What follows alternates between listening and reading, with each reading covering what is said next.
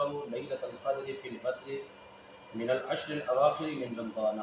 हज़रत आयशा रज़ी अल्लाह तआला अन्हा जिसकी राविया हैं, आप फरमाते हैं कि नबी रहमत इमामुल अंबिया नबी पाक अलैहिस्सलाम ने इरशाद फरमाया कि लैलतुल क़द्र को इस माह सियाम के आखिरी 10 दिनों की ताक रातों में तलाश करें।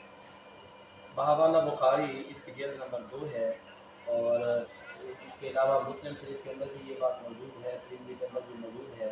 बुखारी की हदीस नंबर है 802 भी है, और इसी तरह मुस्लिम की हदीस नंबर है 1169, जल्द 2 सफ़ा 823, हदीस नंबर 1169, और इसी तरह तिरमिज़ी शरीफ इसकी जल्द 3 है, सफ़ा 158 है, और हदीस नंबर है 792।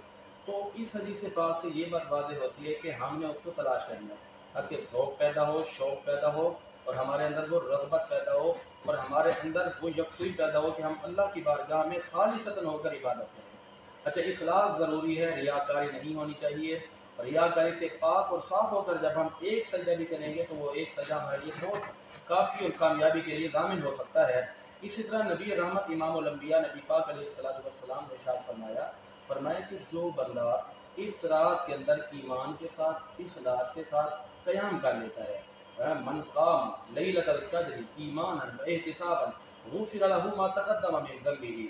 ये बात भी बुखारी के अंदर मौजूद है। बुखारी की हदीस नंबर है 1802, और मुस्लिम शरीफ की हदीस नंबर है 760, और इसी तरह तिरमिज़ी शरीफ की हदीस नंबर है 808, और अबू दाऊद की हदीस नंबर है 792, और इसी तरह इसके और भी कई मुताबिक हवाले जाते हैं। नबी रहमत ने फरमाया कि जो बंदा ईमान के साथ, एहतिसाब के साथ, सब्र के साथ, अल्लाह की रज़ा के लिए यकसुई के साथ इस रात में क़याम करता है तो उसके सगीरा गुनाहों को माफ़ कर दिया जाता है।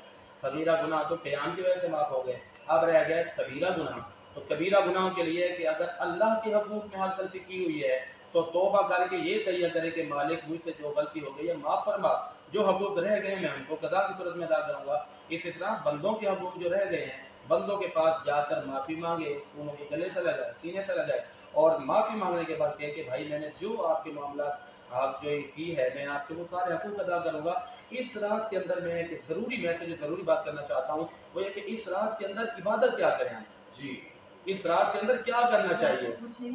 अच्छा, बिल्कुल, इस रात के अंदर क्या करना चाहिए? मैं आपको बस 4 वज़ीफ़े बता देता हूँ।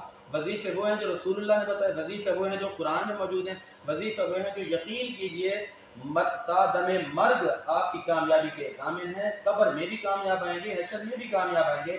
नबी रहमत से पूछा गया हुज़ूर कोई ऐसी बात बताएं, तो मेरे आका ने फरमाया वान अब्दुल्लाह इब्न अम्र इब्न आस रज़ियल्लाहु तआला अन्हुमा, हज़रत अब्दुल्लाह बिन अम्र बिन आस फरमाते कि हुज़ूर ने फरमाया अस्सियामु वल कुरानु यशफ़ानी लिल अब्दी यौमल क़ियामती।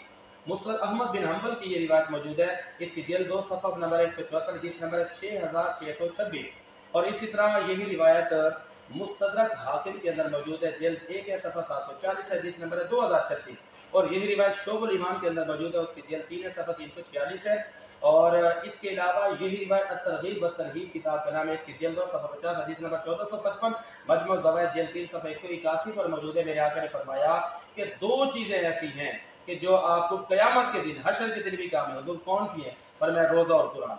रोज़े और कुरान की तिलावत करें तो रोज़ा और कुरान रब की बारगाह में अर्ज़ करेगा, पहले रोज़ा अर्ज़ करेगा, यक़ूल वस्सियाम व रब्बी मनाअतुहु तामा, ऐ अल्लाह मैंने इसको खाने पीने से मना किया, दिन में ये रुका रहा। और कुरान अर्ज़ करेगा, यक़ूल कुरान रब्बी मनाअतुहु, ऐ मेरे मालिक मैंने इसको मनाअतु नौम बिल्लैल, रात को सोने से जो मना किया तो ये रुक गया, सोया नहीं, ये रात को मेरी तिलावत करता रहा। सरकार फरमाते हैं फ़युशफ़्फ़आनी, इन दोनों की शफ़ाअत को कबूल किया जाएगा, कुरान पढ़ने वालों को जन्नत में दाखिल किया जाएगा, और रोज़ा रखने वालों को भी जन्नत के अंदर दाखिल किया जाएगा। और खूबसूरत हसीन इम्तिज़ाज देखिए, कुरान के अंदर सूरतुल क़द्र है ना, तो 3 दफ़ा लैलतुल क़द्र की बात आई है।